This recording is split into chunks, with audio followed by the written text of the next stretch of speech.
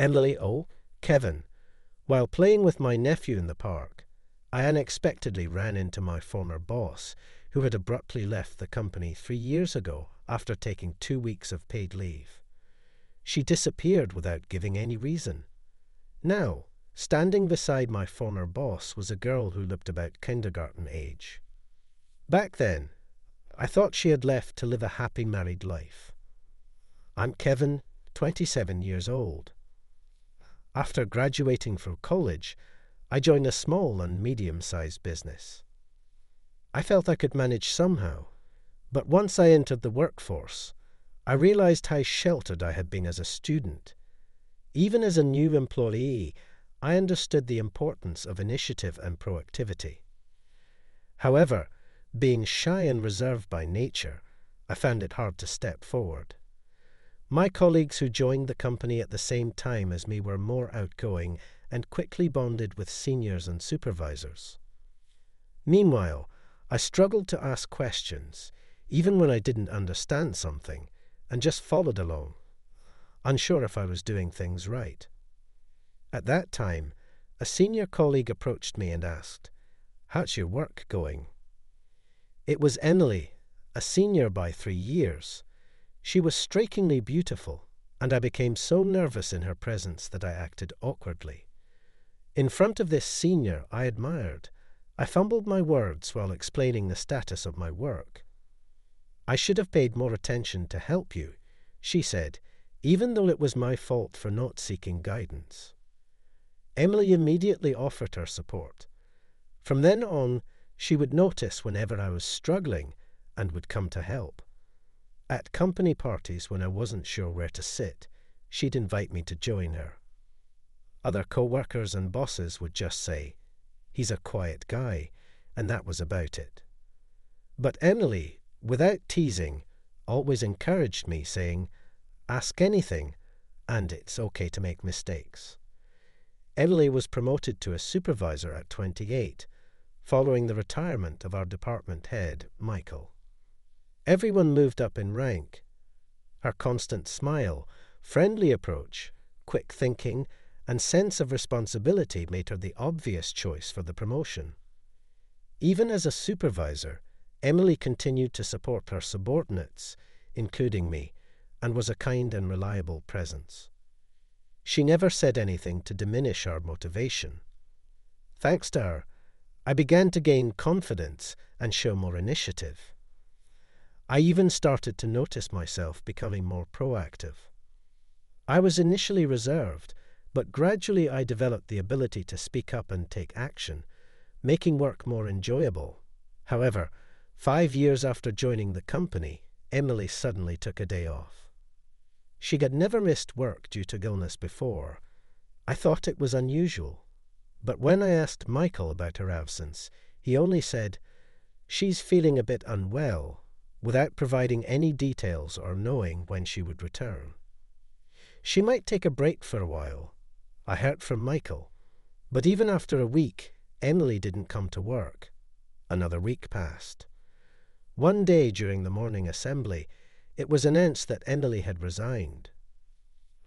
I thought we had built a considerable relationship as boss and subordinate. I felt she could have at least said something before leaving, and I wanted to express my gratitude for all she had done for me. After all, I owe my progress to Emily. But my emails went unanswered.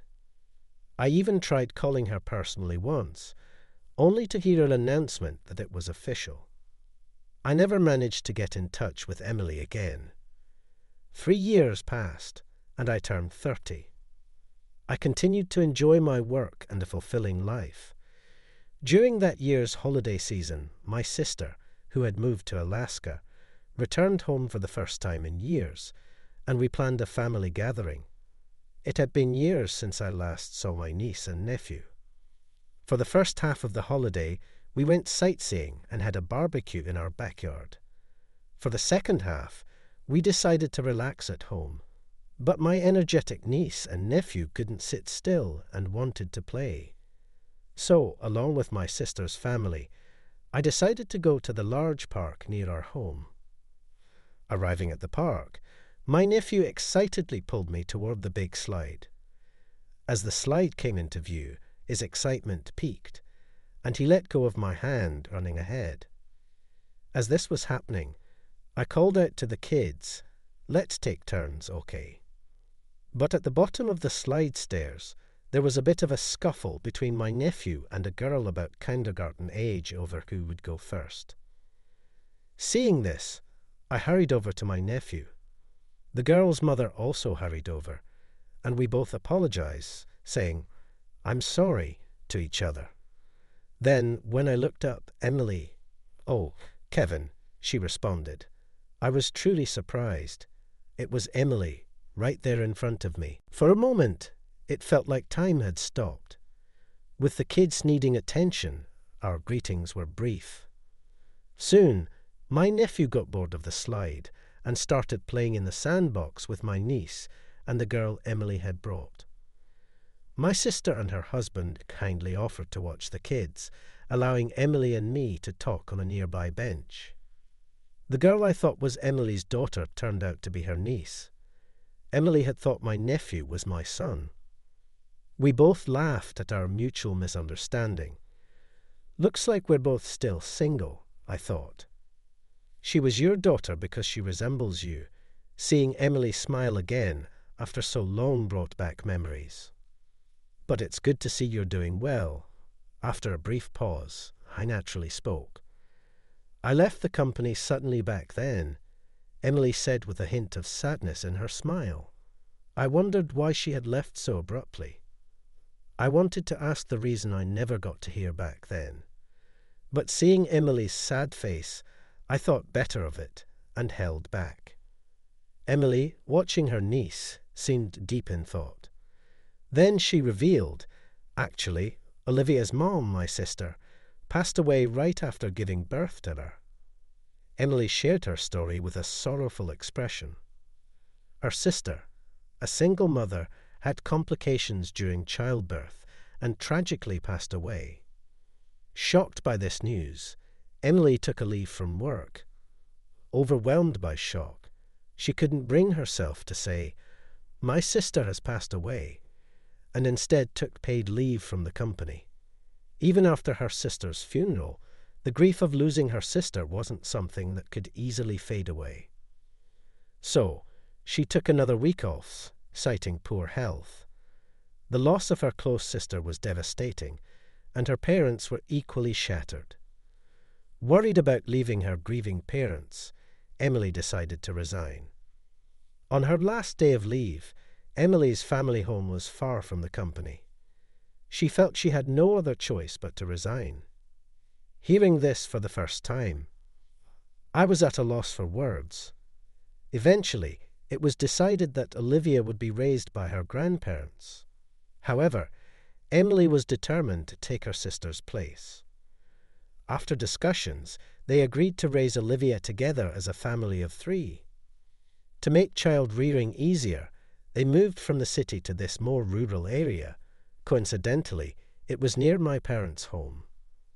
As we were talking, Olivia came over and said, "Emmy, shall we go home?" "So you're called Emmy," I said with an involuntary smile at the adorable nickname. Emily laughed a bit shyly. "Is this big brother a friend of yours?" Used to being called Kevin by my niece and nephew, I felt a bit shy being called big brother.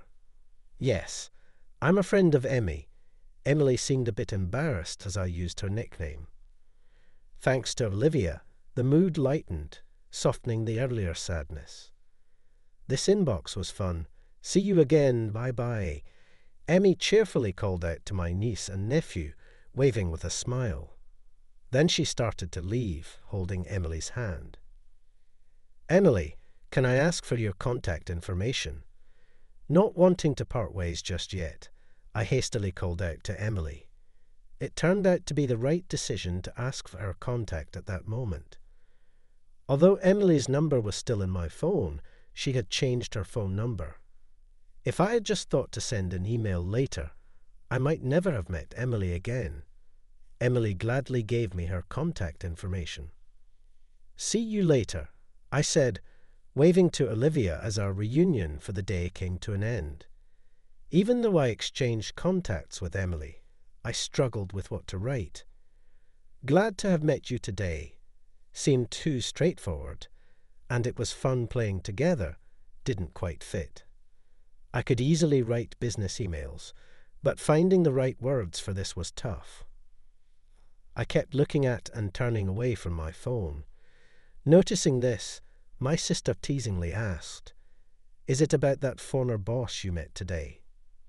"No, it's not," I protested, but apparently it was written all over my face. She chuckled and teased, "I thought she was your type." My sister knew me well. She could see right through me. Emily was indeed beautiful. Of course, I didn't think I was her match, but the Emily I met again after 3 years had changed from being stern to a softer presence.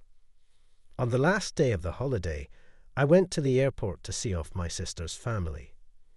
I also planned to return to my own home on the same day. Eventually, I sent Emily an email that day. Despite my deliberation, it ended up being a simple message about heading back home and that I would contact her again. Emily replied, "Thanks for playing with Olivia. Take care on your way home." Back to my regular life, Emily stayed on my mind. I wanted to send her a message, but still couldn't decide what to say. Finally, I started talking about local topics, like whether the old candy store we used to visit was still there or recommending good restaurants. Emily shared her favorite spots and places she frequently visited. Sometimes we talked about Olivia, and though we didn't have deep conversations, we exchanged emails once or twice a week. Then came the Christmas holiday. I hadn't always gone back home for the Christmas holiday every year, but this time I returned on the first day of the holiday season.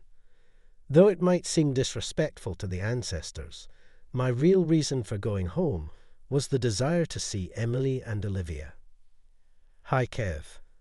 Olivia ran over with a bright smile. That evening, I had arranged to meet Emily and Olivia near a convenience store close to my home. Olivia had expressed a wish to go to the Christmas market with me, so the 3 of us set off together. Hold hands because it's crowded. Emily must have always told her that. Olivia held both Emily's and my hand tightly.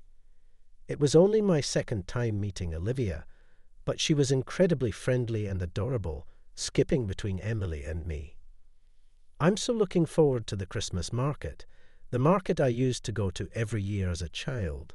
Seeing the stalls, I too got excited, nostalgic. Christmas tree ornaments, eggnog, toy lotteries. Every time Olivia said, "I want to drink this," or "I want to try that," I joined in and had fun with her. When I offered to pay for both Olivia and Emily's treats, Emily tried to refuse, but I insisted. "It's okay. I love the Christmas market." Giving us some awkward reason, I was just happy to have this reunion after such a long time and wanted to do at least this much. Seeing Olivia and Emily smiling the whole time was more than enough for me. That night, before going to sleep, I received an email from Emily.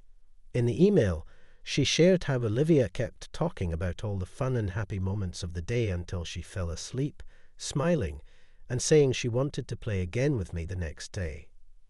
I received an email with a drawing Olivia made with crayons. It was a colourful depiction of the market stalls, and the 3 of us holding hands, walking together. At that moment, I felt as if I had gained another niece, cherishing the joy with an uncle's affection. But perhaps I was already developing a different kind of feeling for Emily. As next Christmas approached, I found myself thinking about a present for Olivia, but also about Emily. Then came Christmas. Since I was off work, I went to visit Emily and Olivia. I skipped visiting my family home and headed straight to our meeting spot near the local train station. We had arranged to meet there to enjoy the Christmas event happening in front of the station. It was another of Olivia's requests that we were fulfilling. When Olivia saw me, she ran over with a smile, calling Kev, and excitedly led me to Emily. It was my first time seeing Emily and Olivia in the Christmas holiday, seeing their beaming faces, Emily with a white scarf, and Olivia's energetic demeanour. I felt a sense of relief. "Merry Christmas, Olivia," I greeted, handing her the Christmas present I brought. Olivia's eyes sparkled as she received it, saying thank you with a big smile, holding it carefully with both hands. "Good for you," Emily said to Olivia, and then turned to me with a smile, saying thank you. She appeared slightly apologetic, scrunching up her face a bit. In fact, Emily knew what was inside Olivia's present. I had struggled with what to get her, and had secretly asked Emily what Olivia might like. Initially, Emily was hesitant to tell me, but during our conversation over email, Olivia expressed a desire to go to the Christmas event at the station. Hearing about the event, perhaps recalling our time at the Christmas market, Olivia said, "I want to play with Kevin again." This gave me a good pretext to meet and also made the arrangement of her present go smoothly. The dazzling Christmas lights were enchanting. I took a photo of Emily and Olivia in front of a large Christmas tree. They really looked like a beautiful mother-daughter pair, I thought. "Would you like us to take a picture?" We were approached by a young couple, probably college students, offering to take our photo. Say that again. "We can take a family photo for you. So, why don't you join in?" Emily and I exchanged a puzzled look. Emily appeared just as perplexed as I was. Then Olivia, smiling, beckoned us over. I awkwardly crouched next to Olivia, along with Emily, and I also said cheese and had the photo taken. After expressing our thanks to the couple, we looked at the photo they took for us. "Show me," Olivia said, and as I showed her the photo, my eyes met Emily's. She smiled at me. I wondered if her slight bashfulness was just my imagination. Was I imagining her bashfulness? The photo of the three of us, and this time spent together, filled me with happiness and warmth. And then I decided it was time to share something important with her. After dinner at a casual restaurant, I drove Emily and a sleepy Olivia back to their home. Olivia had fallen asleep in Emily's arms, exhausted from the excitement.